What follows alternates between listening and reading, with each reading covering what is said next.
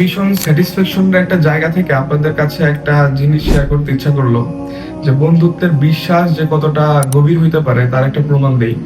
আমার রুমমেটের কাছে আজকে আমি কিছু টাকা পয়সা হাওলাত চাই, তো ওর ডিরেক্টর ডেবিট কার্ড মানে ডাচ বাংলা ব্যাংকের কার্ড দিয়ে বলতেছে যে তুই টাকা উঠাই নিয়ে পিন নাম্বার দিয়ে বলতেছে।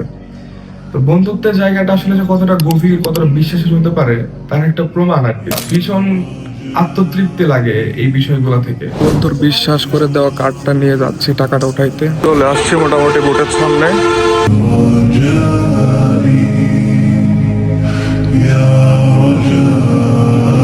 তো এটা হচ্ছে রামাদানের সৌন্দর্য, সবাই একসাথে ইফতার করতেছে।